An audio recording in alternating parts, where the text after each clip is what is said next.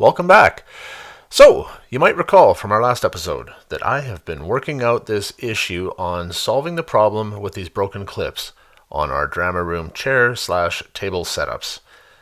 The clips just do not work. And I've come up with a working idea, a mock-up of sorts. And while I believe I've got a good working concept, it's still not functional.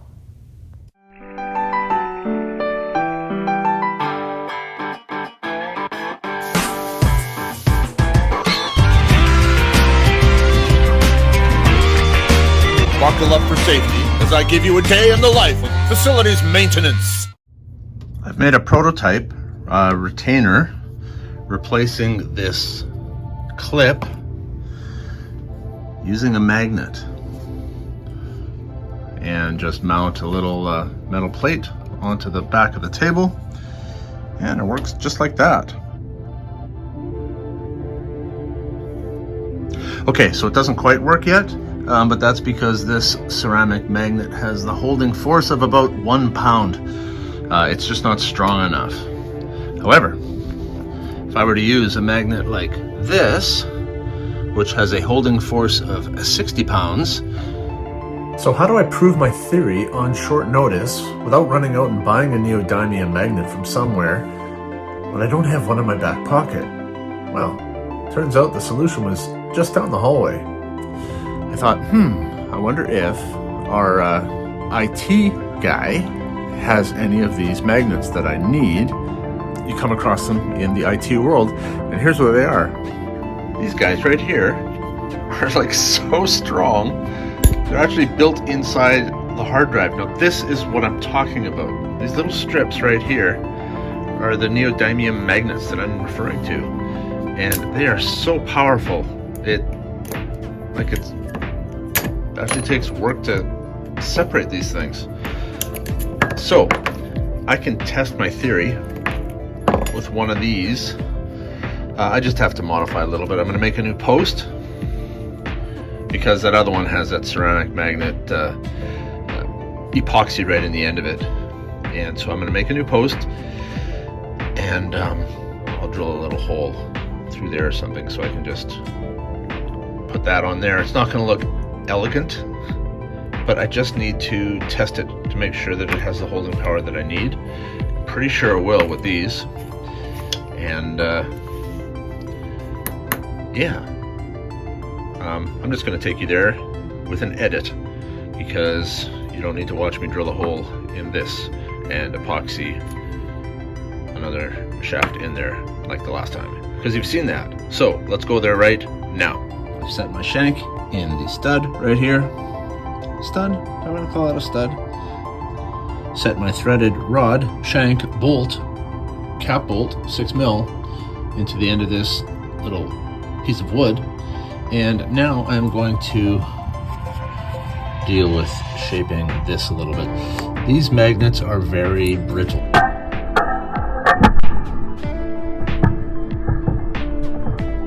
Ow! And strong. Which is why I think it's going to work. So what I need to do is cut away. Oh man.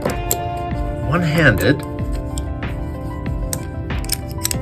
Okay, get them apart like that.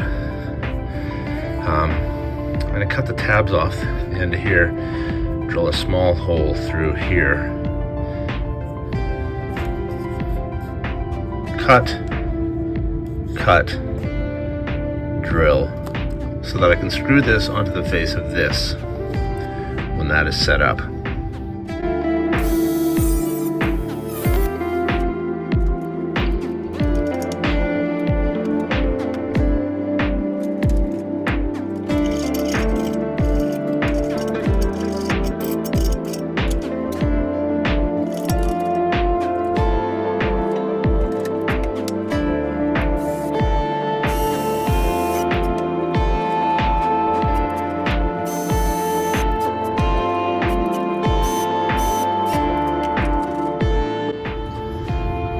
Okay, it's crude, but you see what I've done here. I've drilled a little hole through here. I've put a little countersink in so I can take a small screw and screw it into the end of here. So I've put a magnet back on the end of that now, and this is a much stronger magnet, albeit a goofy shape, compared to that round ceramic disc magnet that was in there. And if this proves, then we are well on our way.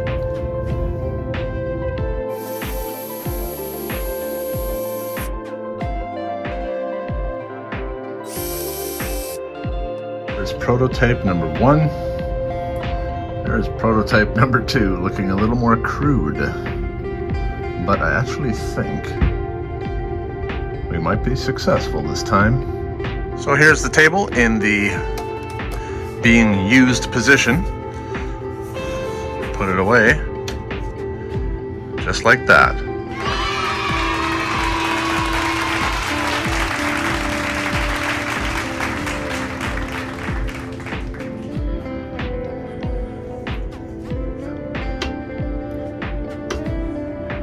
That has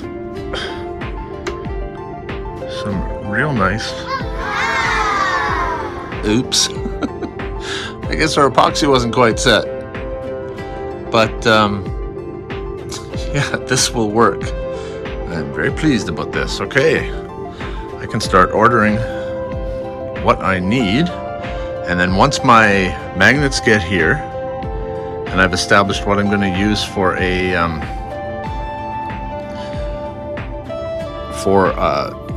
contact piece here, hopefully I can find a countersink washer that's designed for this, so I don't have to hand make a whole bunch of these.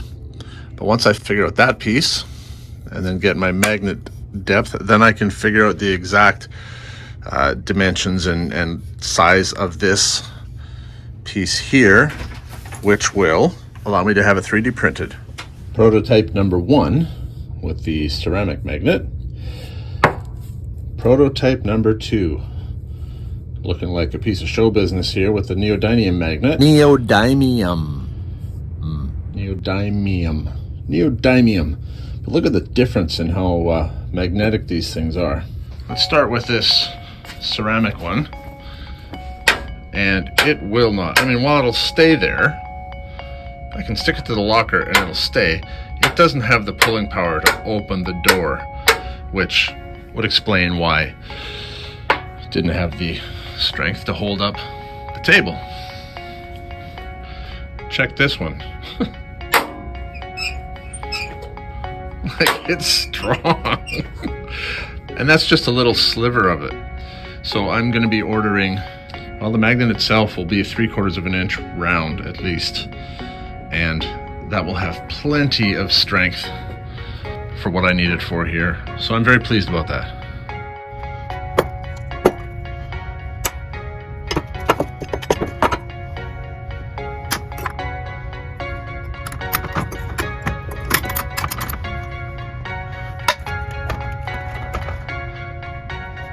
So good.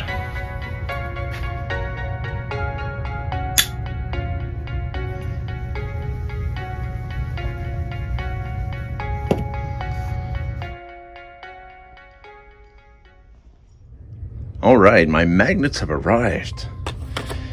Yeah, these will work very well. What I was hoping to do here, and I can see that I won't be able to, I came up with a redesign of this, and yeah, let me explain what I was thinking.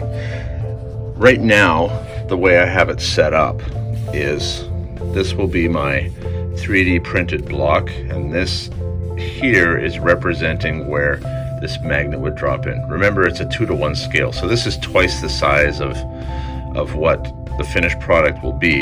It just made it easier for drawing. But the magnet will recess in here, and then whatever I find, whether it's I'm modifying a bolt by cutting the head off it, or I'm able to find a threaded rod in 6mm size, will sit in here, allowing the piece to be threaded up in here as it needs to be. So my redesign that I was thinking is, if the hole in the center of this magnet is large enough, you see how that's a countersunk hole. If that would have been large enough for this 6 mil bolt to go through, and it's not, trying to do this one-handed, it won't go through. And it's close, but I don't know how. I don't want to drill out 70 of these suckers. And but then what I would have done is I would have countersunk the magnet into here, and rather than have this epoxied in like this channel would carry all the way up to here, and one fastener would do the job of both securing the magnet in place and coming out and threading up into the arm of the chair. So it doesn't look like I'm going to be able to do that, although I might experiment. I have 4 extras. I might experiment with drilling one of these out larger to accommodate this. If I can do that, and then I can find a 6 mil fastener that's long enough with a countersink head, not like this, it would have to be a countersink so it would fit nicely into here. If I can do that, be a machine screw with a tapered head is what it would be. And I might be onto something. I'm gonna chew on that one for a while. But before I do any of that, I need to figure out what the actual finished length of this is going to be, because this piece here is currently a little longer than it needs to be. So I can actually shorten this piece by enough to close this gap a little ways, and the table will tuck up a little bit further. And I will need to shorten it simply because this magnet is thicker. Like right now I've got this set at 46 millimeter, but I actually might be able to trim that down to 44, 43. I don't know yet. We'll find out.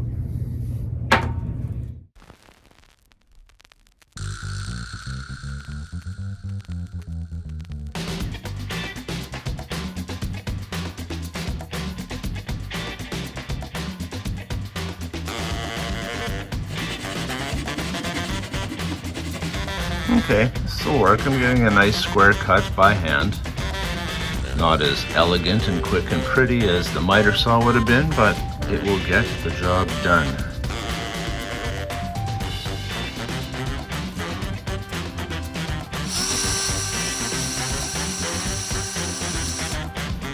Okay, this is measuring about 43 millimeters, which is 3 millimeters less than what I started with, and hopefully that will allow the table to close up just where it needs to be without banging against that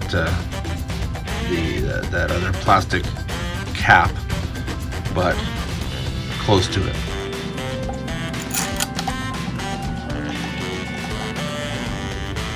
So, a moment of truth, you will know what I know.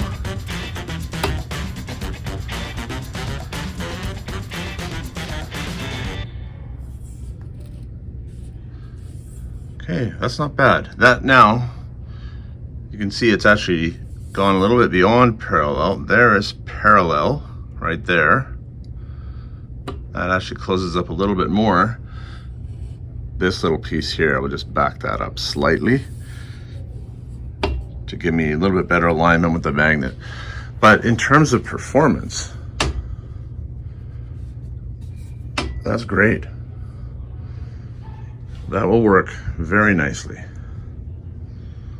Okay, I have located a machine screw, an M6 screw that is 80 millimeters long with a tapered head, a countersunk head. And the head depth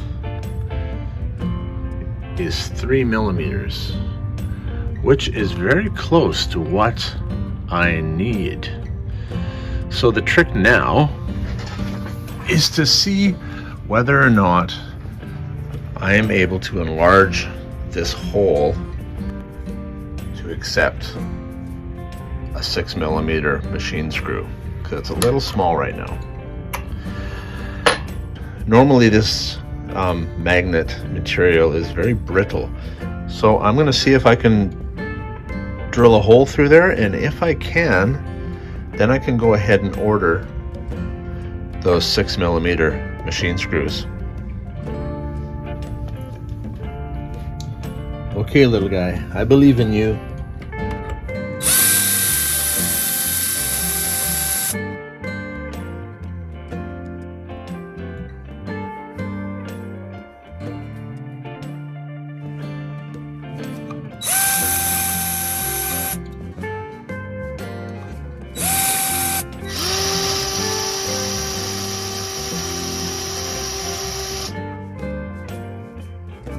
That's very interesting.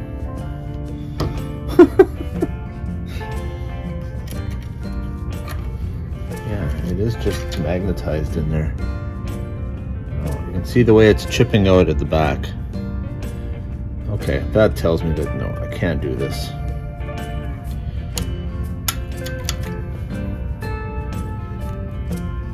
Oh, that's too bad. But that's weird that it starts sparking up like that.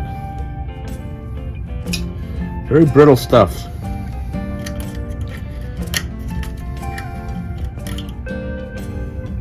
You can see the way that that's chipped out of the back. I know nothing about this material, substance, rare earth metal. Hopefully it's not like mercury or something, and touching it is bad for you.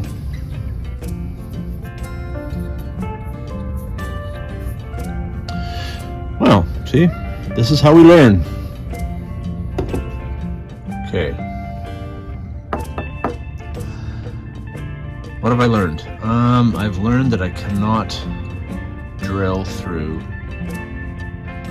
the magnet. Which would have been nice, because then I could have run a single fastener right through the top all the way out through the bottom of here.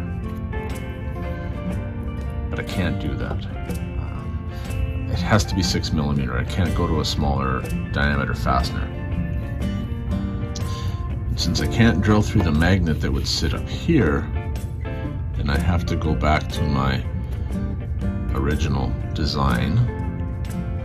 I also know that this is actually proven to be very, very strong. This stud in here, in this little test piece, is super strong. So I was concerned about the strength of the stud epoxied into this piece here, but I don't think I need to be. I think it's going to be very strong like that. So I'm going to redraw all of this, and I'm going to do it to scale this time, so that I can then take this over to our design lab and get it printed up. So that's what I'm going to do now. I'm going to redraw this plan.